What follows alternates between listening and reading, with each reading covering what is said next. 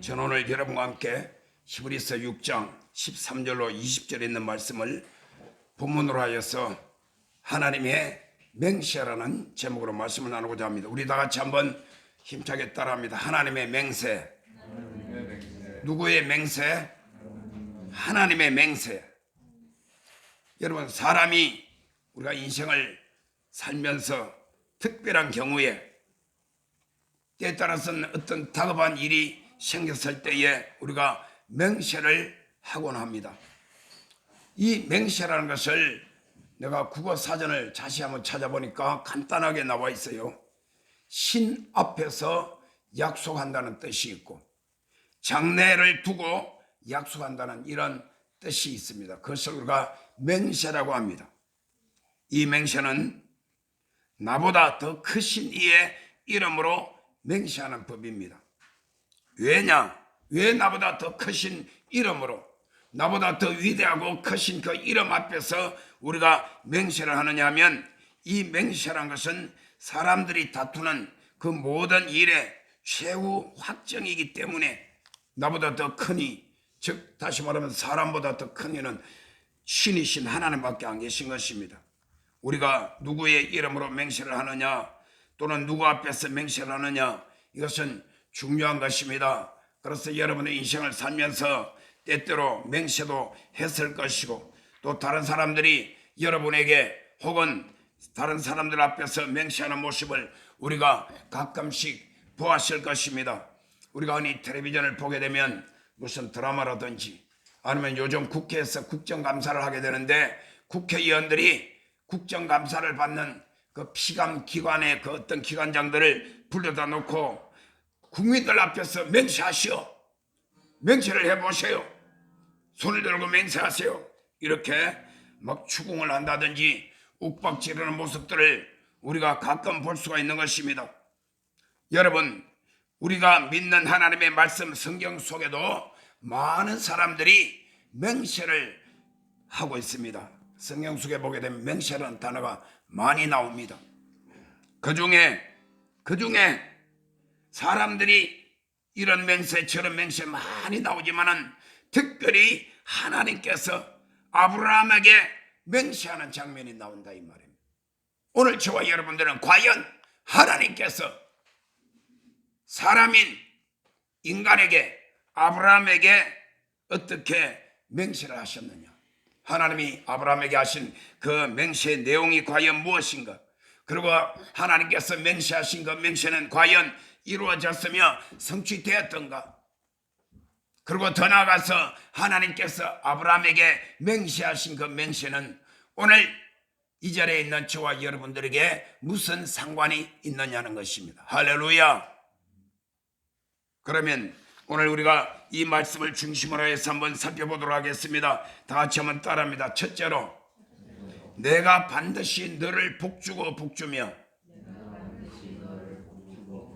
번성케 하며 번성케 할 것이다. 내가 반드시 너에게 복을 주고 복주며 번성하게 하고 번성하게 할 것이다. 이렇게 하나님께서 아브라함에게 약속하신 장면이 나옵니다. 오늘 우리가 읽은 본문 말씀 보게 되면 하나님이 아브라함에게 약속하실 때 가리켜 맹세할 자가 자기보다 더 큰 이가 없으므로 자기를 가리켜 맹세하여 이르시되 내가 반드시 너에게 복주고 복주며 너를 번성하게 하고 번성하게 하리라 하셨더니, 하나님이 아브라함에게 맹세한 맹세의 내용이 아주 간단하고 그리고 너무나도 흡족하고 만족할 만한 그런 맹세를 하셨습니다.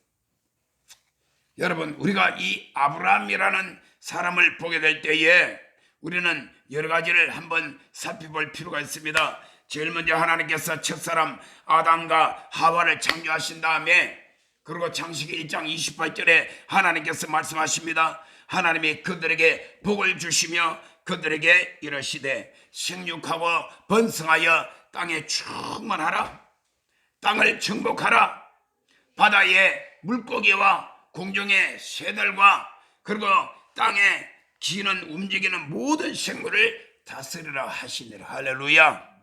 하나님께서 천지 만물을 다 창조하시고 마지막에 하나님의 모양과 형상을 따라 인간을 만드셨는데 첫사람 아담과 하와를 만드시고 제일 먼저 하나님께서 그들에게 하신 말씀은 하나님이 그들에게 복을 주시며 그들에게 이르시되, 여러분, 하나님은 원래가 복 주시는 분이십니다.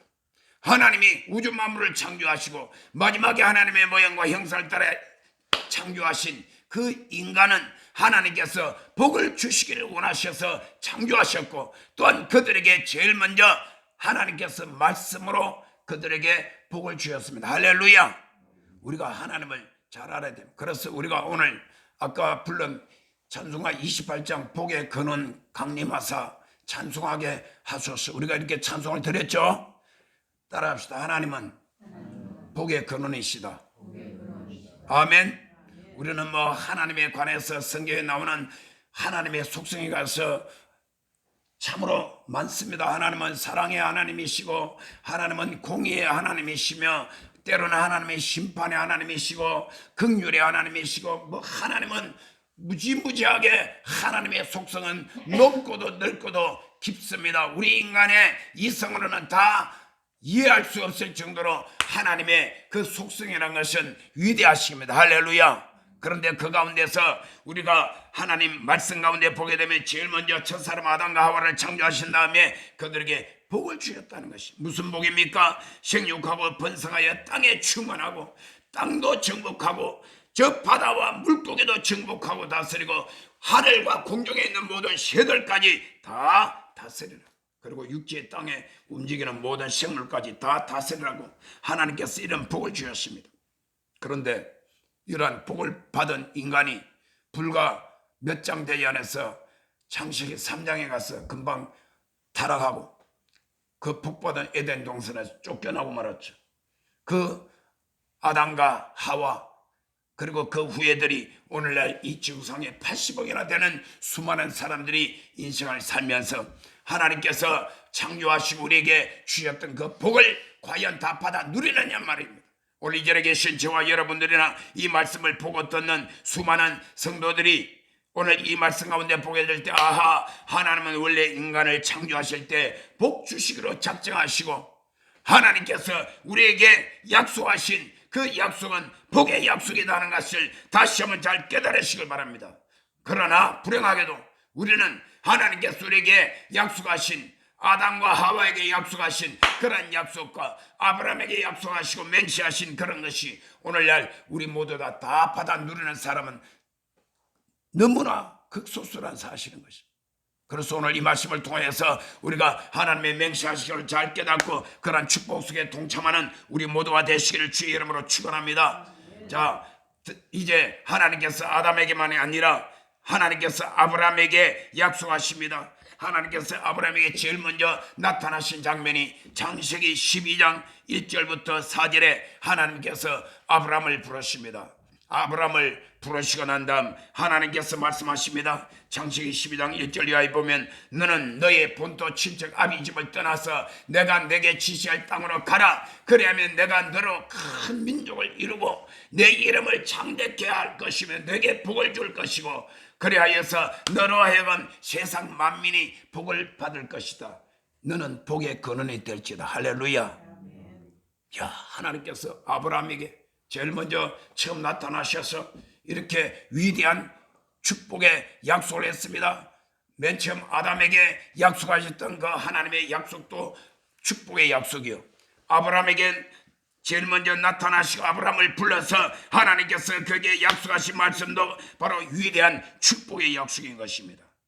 그러다가 그 말씀을 통하여서 나중에 창세기 22장 17절과 18절에 가게 되면 하나님께서 이렇게 또다시 맹세까지 하십니다. 그 맹세 내용이 뭡니까? 내가 내게 큰 복을 주고 내 씨가 번성하여 하늘의 별들같이 바다의 모래알같이 그렇게 할 것이고 내 씨가 대적의 성문을 취하리라. 할렐루야. 내 씨가 대적의 성문을 취하리라. 이 말은 장차 너로 말미암아 태어날 너 자손 후손 중에서 언젠가는 그 후손에 나타나서 대적의 성문을 취한다. 대적이라는 것은 원수 마귀를 말하는 것입니다. 마귀 사탄의 성문을 깨뜨리고 완전히 다 무너뜨린다는 그 말씀인 것입니다. 여러분, 이 말씀을 들으면 여러분 금방 정답이 나오죠. 그 말함으로 마태복음 1장 1절에 아브라함과 다윗의 자손 예수 그리스도의 세계라. 그래서 아브라함의 자손 중에서 다윗이 나고 그 자손의 씨 중에서 나중에는 예수 그리스도께서 탄생하셨어. 아담과 하와 이래로 인간에게 원수가 되었던 원수 마귀 사탄을 완전히 무너뜨리고 마귀 사탄의 경관절을 성문을 완전히 다 깨부수는 그런 역사를 예수님께서 감당하신 것입니다. 그것이 바로 예수님이 십자가에서 못 박혀 몸짓고 피 흘려 돌아가심으로 말미암아 사탄의 머리를 깨뜨린 창세기 3장 15절에 예언된 여자의 후손이 태어나서 바로 이 뱀의 머리, 에덴 동산에서 아담과 하와를 유혹하여 그들을 넘어뜨린, 그들을 꿰었던 그 뱀, 옛뱀, 용, 마귀, 사탄의 머리를 깨뜨리고 그리고 마귀의 경관절을 다 무너뜨리고 인류의 영원한 원수가 되는 마귀 사탄의 경관진 그 성문을 완전히 다 깨뜨려버린, 파쇄해버린 그런 예수 그리스도를 두고 하신 말씀입니다. 할렐루야. 이미 창세기에서 하나님께서 아브라함을 부르실 때에 창세기 22장에서 내 씨가 대적의 성문을 취하리라 말씀하셨고 내 씨로 말미암아 따라합시다. 천하 만민이 복을 받으리라. 할렐루야. 오늘은 복입니다. 복. 그래서 여러분, 하나님께서 이 아브라함에게 맹세하신 그 맹세 내용은 내가 반드시 너를 복주고 복주며 번성케 하고 번성케 하리라, 이 말씀인 것입니다. 그러면 따라합시다. 둘째로 아브라함이 하나님을 온전히 경외함으로 하나님이 맹세하신 것을 받았다. 아멘. 자, 하나님께서 아브라함에게 맹세하신 맹세코 내가 너에게 약속을 한다. 그것이 뭐냐? 내가 반드시 너에게 복주고 복주며 너를 번성하게 하고 번성하게 할 것이다. 이 말씀을 아브라함이 하나님께로부터 맹세로 받았는데 아브라함이 하나님을 온전히 경외함으로 하나님의 맹세하신 것을 받았습니다. 오늘 우리가 읽은 하나님 말씀, 본문 말씀 가운데 보게 되면 히브리서 6장 15절에 이렇게 나와 있습니다. 아주 간단합니다. 우리 다 같이 봉독하면 시작. 그가 이같이 오래 참아 뭘 받았느니라? 약속을 받았네. 할렐루야. 이같이 오래 참아 약속을 받았. 오래 참았다는 것은 막연하게 타임, 그냥 눈 감고 아니면 그냥 느긋하게 그냥 마음 놓고 세월이 지났더니 그렇게 되었더라, 그런 뜻만이 아닙니다. 여기서 아브라함이 이같이 오래 참아 약속을 받았다는 이 말씀은 구체적으로 설명을 하자면 바로 아브라함이 오랜 세월을 통하여 하나님의 말씀을 받아서 하나님을 온전히 경외함으로 하나님이 맹세하신 그 모든 복을 취함을 받았더라. 할렐루야. 여러분, 아브라함이 하나님이 약속하시고 맹세까지 하신 그 복을 하루아침에 한순간에 받은 것이 아닙니다. 요 앞에 로또 복권이 있는데 얘는 로또 복권 잘 샀더니 어느 날 벙하고 터졌더라. 대박이 났더라. 그래 당첨되어서 뭐 몇 억이 됐더라. 뭐 몇 천만 원 됐더라. 그런 축복이 아니란 말입니다. 오래 참아 하나님의 맹세로 약속하신 것을 다 아브라함의 삶 속에, 그리고 아브라함이 살아 생전뿐만이 아니라 하나님이 맹세하시고 약속하신 것은 그 자손 그 씨에서 대적의 성문을 취할 것이며 내 씨로 말미암아 만민이 뭘 받으리라? 복을 받으러 하신 이 말씀은 아브라함 자신으로 끝난 것이 아니라 자손 대대로 계속 내려오는 그런 복이죠. 할렐루야. 아멘. 여러분도 복을 받게 되면 나만 잘 되는 것이 나를 통해서 내 자손이 복을 받고 근데 우리가 지금 눈을 들어 보면 내가 자손을 가지고 자손에 또 자손을 넣고 또 앞으로 3, 4대, 10대, 20대 계속해서 그렇게 길게 갈 것 같지는 않아요. 왜냐? 예수님 오실 날이 너무나 임박했기 때문에. 그럼에도 불구하고 여러분이 복을 받되 내 자신을 통해 내 자손들만 복 받는 것이 아니라 나를 통해서 이 복이 사방팔방으로 계속해서 강물같이 흘러나가기를 주의 이름으로 축원합니다. 할렐루야. 그래서 여러분, 이 아브라함은 내가 반드시 너를 복주고 복주며 번성하게 하고 번성하게 하라는 이 말씀을 받아서 약속을 받은 때가, 제일 먼저 약속받은 때가 창세기 12장 1절에서 하나님이 아브라함 부르실 때 나이가 75세였어. 그러고 난 다음에 너의 자손이 저 밤하늘의 별들같이 저 바닷가의 모래알처럼 많게 하러 가는데 자식이 없어. 무자합니다. 이거 어떻게 될까요? 하나님은 분명히 맹세까지 하셨는데 아브라함에게는 아들도 없어. 1년, 2년, 3년, 10년, 20년, 무려 25년이라는 세월을 기다리다 보니까 나이가 100세가 되었을 때 드디어 하나님께서 약속하신 약속의 씨 이삭을 아들로 받은 것을 믿으시길 바랍니다. 그러고 난 다음에 그 아들을 오기야 금이야 귀하게 잘 사랑하면서 이렇게 또 양육을 시켰는데 세월이 지났습니다. 어느 날 이삭이 점점 자라나서 우리가 볼 때 적어도 청소년 시절쯤 되었습니다. 우리가 대충 우리가 예상해 보면 나이가 15세에서 20세 정도는 되지 않았을까 저는 그렇게 추정을 해봅니다. 이럴 때에 하나님께서 어느 날 청천벽력 같은 명령이 또다시 떨어집니다. 아브라함아 아브라함아, 너의 독자 이삭을 내가 지시하는 땅 모리아 산으로 가서 거기서 번제로 나에게 드리라고 하나님의 명령이 떨어집니다. 가만 여러분, 우리 인간의 이성과 우리의 경험과 우리의 지식 수준에서 우리가 생각해 본다면 하나님께서 말씀하시는 도저히 이해가 안 갑니다. 여러분, 신앙생활하고 하나님을 믿고 섬기는 신앙생활 가운데 때로는 여러분 이해가 안 가거나 이해가 덜 되는 부분들이 있죠. 때로는 강단에서 설교하시는 목사님의 말이 앞뒤가 안 맞는 것 같고 내 경험과 내 수준에서 도저히 합리적으로 이루어지지 않을 것 같은 그런 때가 있지 않습니까? 그러나 여러분, 하나님은 인간의 생각과 경험과 우리의 이성을 초월합니다. 할렐루야. 여러분, 우리가 어떤 비유로 말하자면 우리 머리 사이즈 크기가 우리가 물 뜨는 이 바가지 하나밖에 안 되는 그걸 가지고 태평양 물을 전부 다 한번 세어보아라. 태평양에 있는 그 바닷물을 전부 다 양이 얼마인지 그거 가지고 한번 다 퍼서 네가 한번 청량해보라 그러면 가능합니까? 불가능하듯이 저와 여러분의 우리의 지혜와 지식과 나의 경험과 이성의 판단으로는 하나님의 역사와 하나님의 생각과 하나님의 이루시는 그 모든 것을 도저히 이해하지 못할 것입니다. 지금 아브라함이 바로 그 와서 하나님께서 75세에 불러가지고 네 자손이 저 밤하늘의 별들같이 바닷가의 모래알처럼 많게 해주겠다고 했는데 그래도 1년, 2년, 3년, 24년 동안을 기다려도 아무 소식이 없는데 무슨 내 씨가 태어나야 되는데 그것이 되질 않는데 그러나 25년을 기다리니까 100세의 아들을 줬어. 이제는 그것을 희망의 불씨로 바라보고 있는데 또다시 어느 날 적어도 15년, 20년 사이에 되니까 하나님께서 그 아들마저 또다시 하나님 앞에 칼로서 목을 따고 각을 뜨고 장작을 놓고 불러서 태워서 번제로 하나님 앞에 제물로 드리라고 하니 여러분 이것이 이해가 갑니까?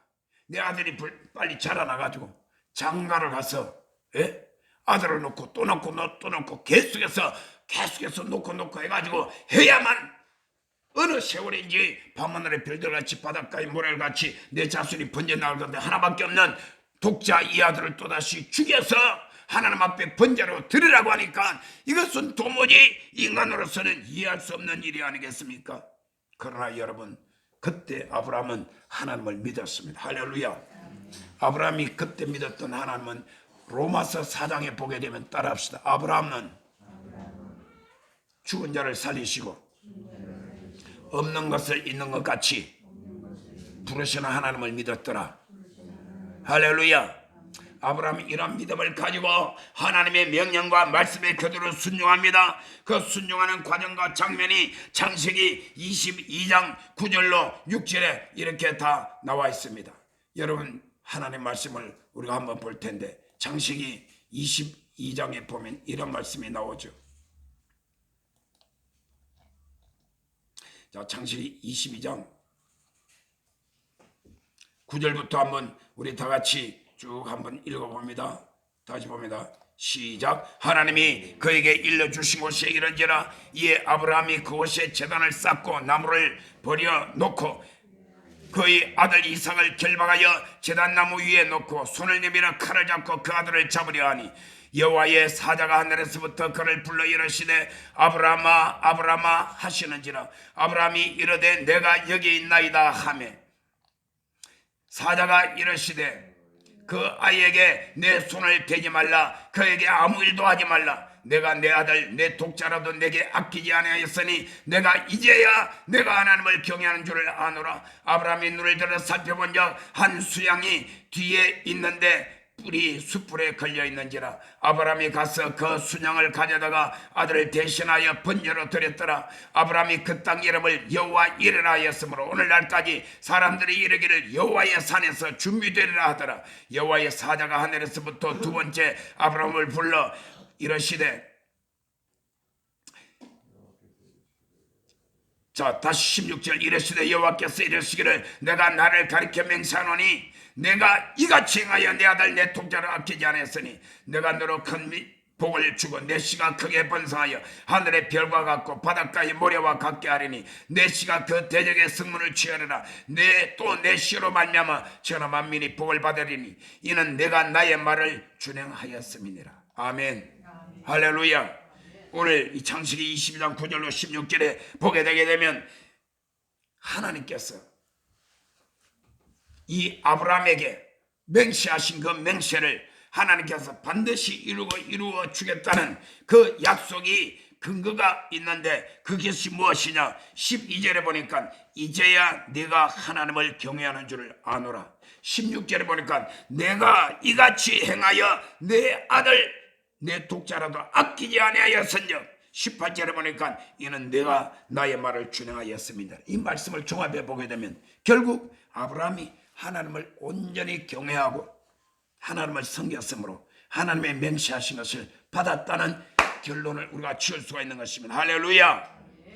여러분 이처럼 아브라함이 하나님을 온전히 경외하는 믿음과 순종했을 때에 비로소 하나님이 친히 약속하시고 맹세하신 것을 다 이루어 주시고 아브라함에게 성취로 주셨는데 뿐만 아니라 그때서 하나님께서 아브라함을 믿음의 조상으로 인정하셨습니다. 할렐루야. 아브라함은 오늘날 혈통적으로 여러분 지구상에 있는 이스라엘 민족의 조상뿐만 아니라 혈통적으로 아무 상관없는 전 세계에 있는 가운데서 예수 그리스도를 믿는 모든 하나님의 자녀들, 하나님의 백성들이 모두 다 아브라함의 영적 자손입니다. 오늘 이 자리에 앉아있는 저와 여러분도 영적인 아브라함의 자손인 것을 믿으시기 바랍니다. 뭐 싫은 분 계십니까? 아, 나 싫어요. 싫은 분 계세요? 그분은 무슨 말 같아? 나는 아브라함이 받은 복 나는 싫어요. 이 말과 같은 것입니다. 갈라디아서 3장 29절에 보게 되면 누구든지 그리스도 예수께 속한 자는 영적으로 아브라함의 자손임이니라. 할렐루야. 이 사실이 여러분 너무나 중요한 사실입니다. 오늘 저와 여러분들이 하나님의 축복에 우리가 동참하기 위해서는 영적인 아브라함의 자손이 되어야만 하나님이 약속하시고 맹세하신 축복에 동참할 수가 있다는 사실을 기억하시기 바랍니다. 할렐루야. 그래서 여러분 창세기 26장 3절로 5절에 보게 되면 하나님께서 아브라함의 아들 이삭에게조차도 이렇게 말씀하고 있습니다. 내가 내 아버지 아브라함에게 맹세한 것을 이루어 줄 것이다. 할렐루야. 하나님은요 이랬다 저랬다 하시는 분이 아닙니다. 하나님께서 아브라함에게 맹세한 것을 그 아들 이삭에게도 내가 네 아버지 아브라함에게도 이렇게 맹세했는데 이 맹세를 내가 반드시 이루어 줄 것이다. 할렐루야. 이 얼마나 담대한 약속입니까? 이 얼마나 든든하고 그리고 완전한 그런 축복의 부당이 되지 않을 수가 없는 것입니다. 하나님이 우리에게 약속하시고 맹세한 것을 여러분 중간에 포기하면 안 됩니다. 아브라함이 에이 하나님 약속해 주셨는데 그 헛말이구나 하고 돌아섰으면 하나님 말씀 부여잡고 끝까지 믿고 순종하고 하나님을 끝까지 경외하지 않았더라면 오늘날 여러분, 오늘 이 자리에서 저와 여러분들이 하나님이 아브라함에게 약속하셨고 맹세했던 그러한 말씀을 우리가 들을 필요가 있을까요? 그럴 이유도 없을 것입니다. 아브라함은 하나님의 말씀을 중간에 포기하지 않았습니다. 따라합시다. 하나님의 약속, 하나님의 맹세를 포기하지 말고 빼앗기지 말고 끝까지 붙잡고 하나님을 경외하자. 믿으시면 아멘 하시기 바랍니다. 요한복음 10장 10절에는 도적이 오는 것은 도적질하고 죽이고 멸망시키는 뿌리다. 이 도적이라는 것은 예수님께서 말씀하실 때에 마귀 사탄을 두고란 말입니다. 마귀가 인간에게 찾아온 것은 인간의 생명을 빼앗아가고 하나님 주신 모든 축복과 물질과 건강과 마음의 기쁨과 평안과 자유함과 행복과 마지막 그 영혼까지 다 빼앗아가지고 지옥으로 끌고 가고자 하는 것이 마귀가 우리에게 오는 목적인 것입니다. 여러분, 마귀 사탄이 한 개인 속에 들어가면 그 개인의 생명과 영혼과 그의 삶 전체를 송두리 다 도적질해가고 마는 것입니다. 마귀가 여러분의 가정 속에 들어가면 여러분의 가정의 평화와 기쁨과 행복과 그리고 모든 하나님이 주시는 축복을 다 빼앗아 가버리고 마는 것입니다. 마귀가 심지어 교회까지 들어와 가지고 교회를 무너뜨리고 흔드는 이런 일들이 얼마나 많습니까? 우리 대한민국의 여러분, 지나간 수년 동안 신천지라든지 아니면 여러 가지 이단들을 통하여서 얼마나 많은 교회들이 무너지고 교회가 어려움을 당한 것을 우리가 보지 않았습니까?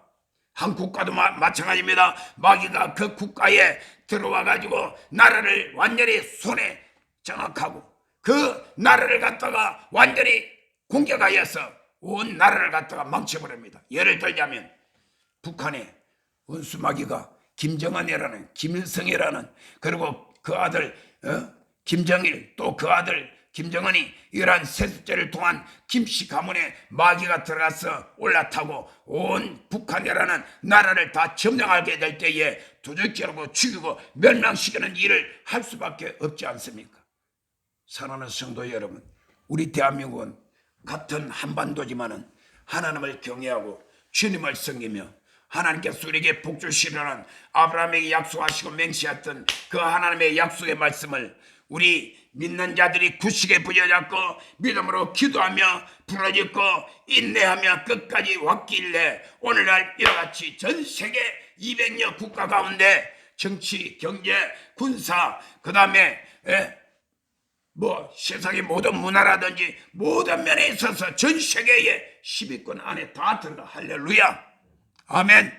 우리 대한민국의 이 군사력이 세계 6위입니다. 6위.